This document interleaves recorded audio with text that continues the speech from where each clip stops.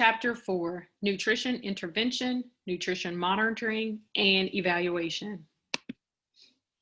Learning objectives. Identify etiologies that impact nutritional status.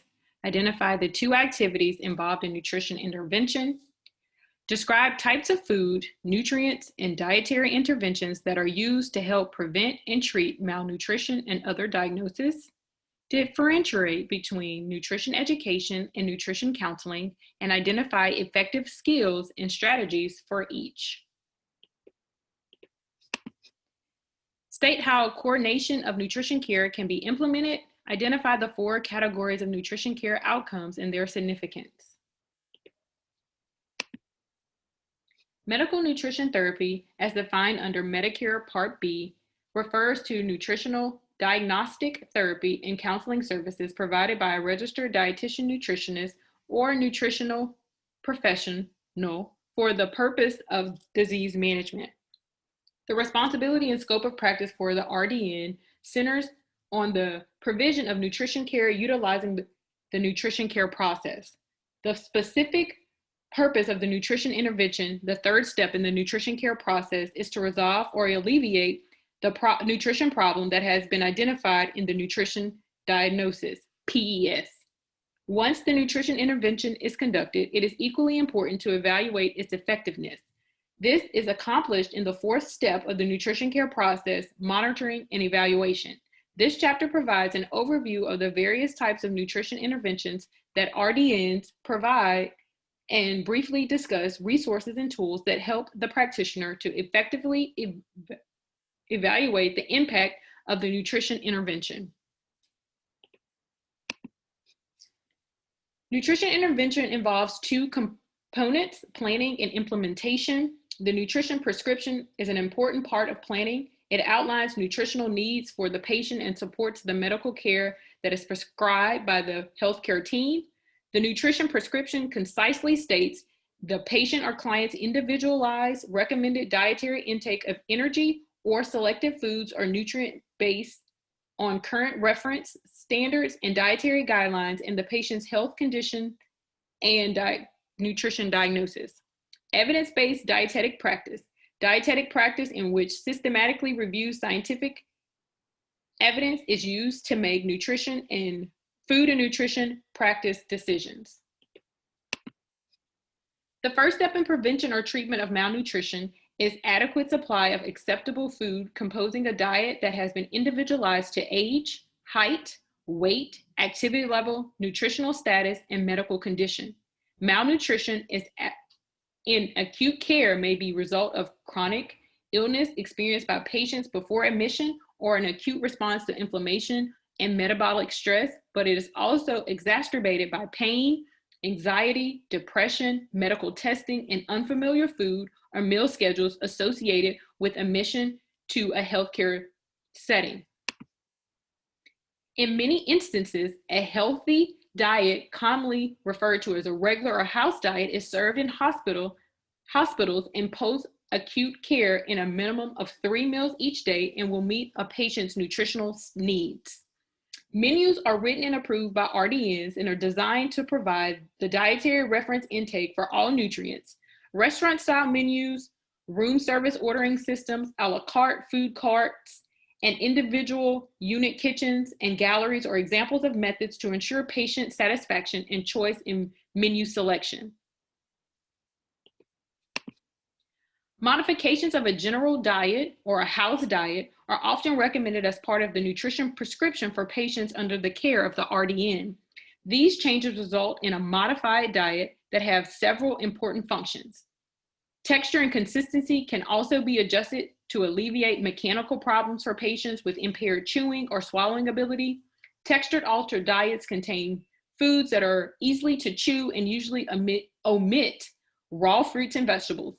Individuals with dysphagia or difficulty swallowing may require more specific modifications of texture and consistency. For very short periods, 2 to 3 meals, liquid diets consisting of broth, juice, cream, soup, milk may be served to patients who are beginning to eat after a period without food, or MPO. These diets are often referred to as clear liquid diets or full liquid diets. A clear liquid diet is intended to provide fluid and energy in a form that requires minimal digestion and limits residue in the GI tract. A full liquid diet also has been used as a transitional diet between liquids and solid foods. Research evidence does not support long-term use of both diets.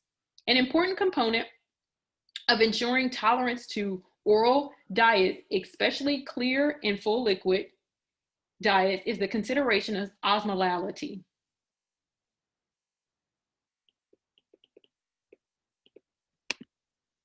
If a patient's nutrient needs are not being met, it may be necessary to enhance oral intake with between meals or evening supplemental feedings or nutrient-dense foods acceptable to the individual patient.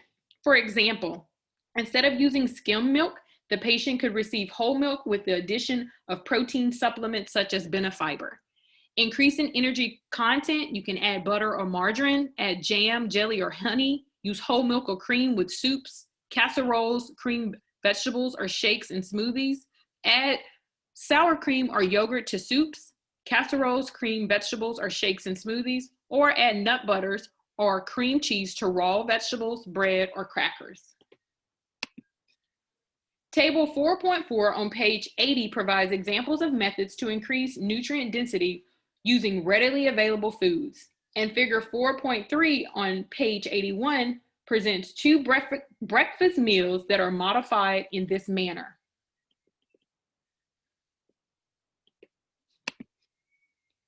Another classification of possible intervention within the food and delivery domain is medical food supplements. Medical food supplements are defined as commercial or prepared foods or beverages intended to supplement energy,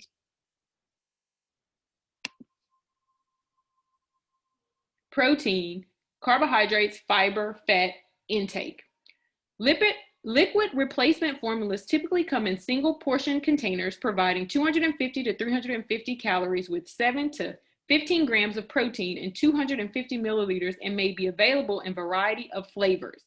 Another means to improve nutrient density within food choices is to add single nutrients such as protein or fiber through the use of modular products. Examples are ProMod or Beneprotein. Both can be added to food and beverages, but need to be mixed well.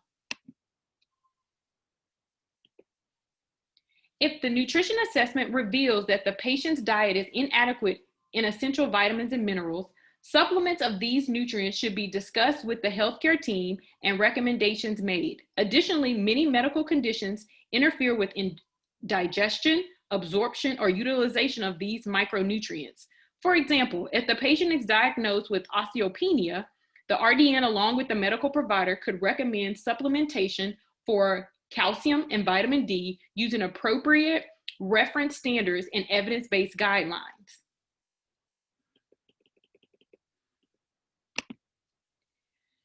During nutrition assessment and the subsequent identification of nutrition problems, it is not uncommon to discover that even though the appropriate and inadequate fit is available to patient, he or she is unable to consume adequate amounts. Changing the environment to allow for food choice, for instance, organizing family style meals in rehab facilities can significantly improve the patient's ability to eat.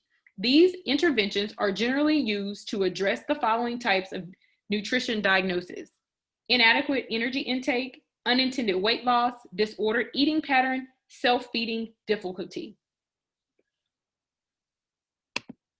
During nutrition assessment, each patient's medications are evaluated for possible drug-nutrient interactions.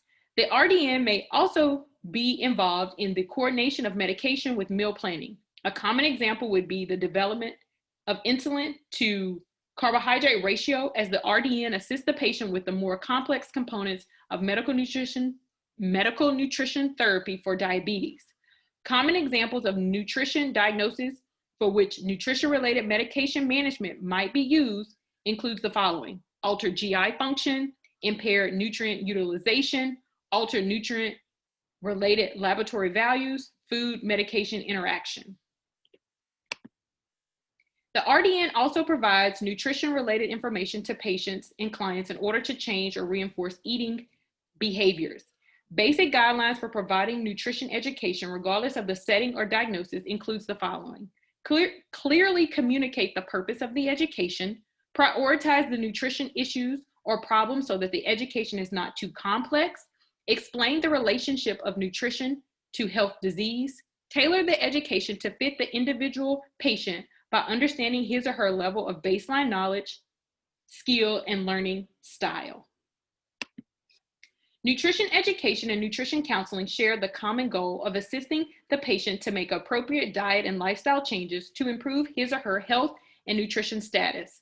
Nutrition counseling is defined as a supportive process characterized by a collaborative counselor-patient relationship, establishes goal setting and individualized action plans. Ultimate goal is for the patient/client to take responsibility for behaviors that improve his or her nutrition status. The patient or client is the change agent. Effective nutrition counseling is greatly influenced by the relationship between the patient, client, and the dietetic practitioner, as illustrated in the central core of the nutrition care process. Supportive role is to encourage and positively guide the patient as changes are made. Counseling is a process. It is a collaborative process between the client and the counselor. The client is the change agent. Relationship. Developing a professional relationship with the patient/client that is built on trust and honesty is extremely valuable. Individualized. Counseling is individualized by having it tailored to an individual's needs and environment. Self-care by the client is needed to maintain appropriate changes to make the diet and lifestyle choices long-lasting. Behave naturally, appear authentic and sincere. Have a sense of humor, help the client not to take problems too seriously, help break down barriers between the client and the counselor. Be flexible, be optimistic and hopeful. Encourage clients to talk. They may have not had opportunities in the past. Provide verbal and nonverbal responses. Maintain appropriate eye contact. Look at clients but do not stare at them. Develop attentive body language. Listen with an open mind and spirit of inquiry. Be sure that responses in nonverbal languages are not judgmental. Respect, value, care, and trust others. Conveys the message that clients are valued and respected. Effective communication skills. Clarifying, probing. Ask more questions. Can you explain further? Paraphrasing or summarizing lets clients know that the counselor is listening. Allow the client to clarify any misunderstanding. For example, let me summarize what I think you just said. Responding with empathy. It demonstrates that a counselor understands what a patient feels from their frame of reference. Clients can feel that they are no longer alone. It is effective to simply state that you know how another person feels. Example, it sounds like. Conveying respect. Show consideration and appreciation for the time and information that the client shares. For example, I'm impressed with how you. Theoretical framework for nutrition counseling.